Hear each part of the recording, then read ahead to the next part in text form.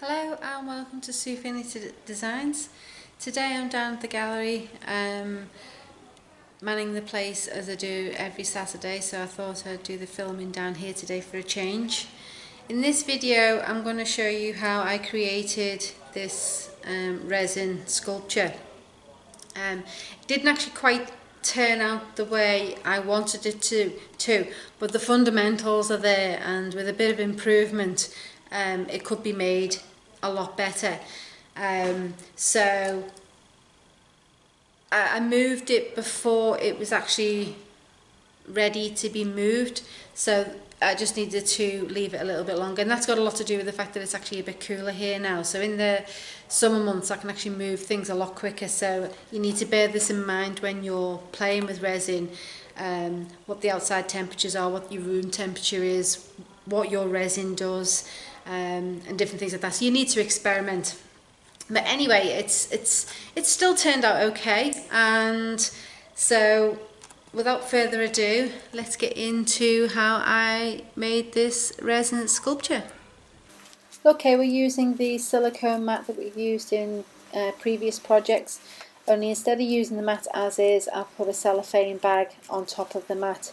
And this is for two reasons. The first being that I wanted a nice glossy finish, what with it being shiny, and the second is I didn't want a hard edge on three of the edges. I don't mind on the bottom because that's where it's going to be sat on the floor when we come to bend it, but the outer edges, it's going to taper off to a nice smooth edge instead of having a hard edge.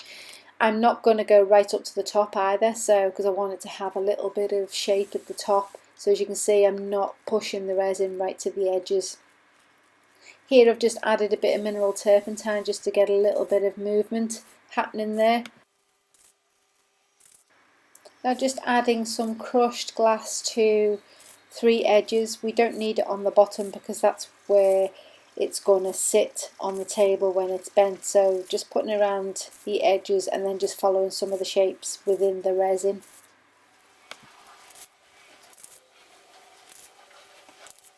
For those of you who are wondering where you can get these silicone mats from, I do have some of them in stock on my website, which I will link to in the bottom.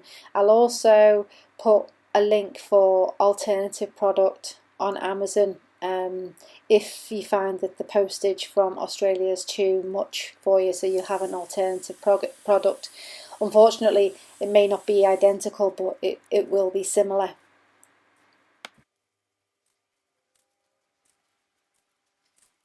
So I'm just adding a few more crushed glass pieces just to make sure that there's plenty on there, and then I'm going to leave this to cure for about 4 or 5 hours. Now I do come back and check it on occasions just to make sure that it's semi-cured. Now this piece here, you can touch it but it will leave some fingerprints, so I placed another plastic cellophane bag on the top before rolling it because I didn't want it to stick to the glass that I'm using to roll. And all I'm doing here is I'm just taping the bag to the glass just so that it's got something to so that it stays in place while it's curing.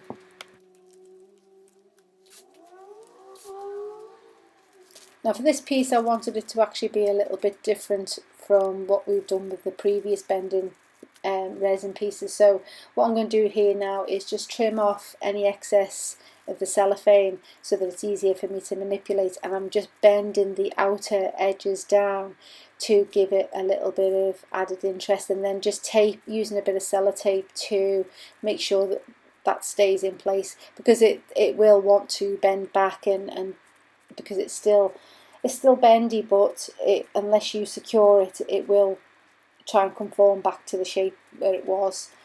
So just using tape, I'll just manipulate this so it's looking how I want it to look.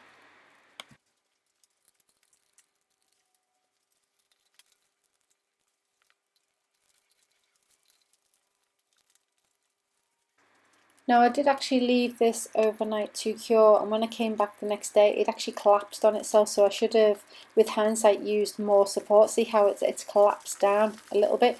So what I actually did was removed all the plastic the glass and everything like that, and then using some heat, I bent it back a little bit. Now it didn't go back quite the way I wanted it to, but I was able to salvage it by applying heat and bending it back.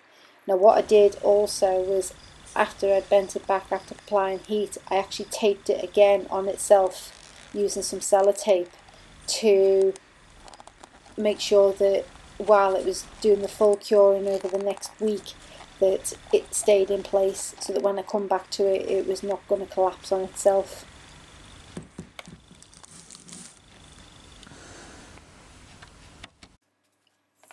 As you can see, by just applying a little bit of heat, I'm actually able to start moving it back on itself and straighten it up a bit. Now I'm never going to get it perfect, because obviously it's already semi-cured and moulded into place, but at least I can manipulate it to get it somewhere more like I wanted it to look.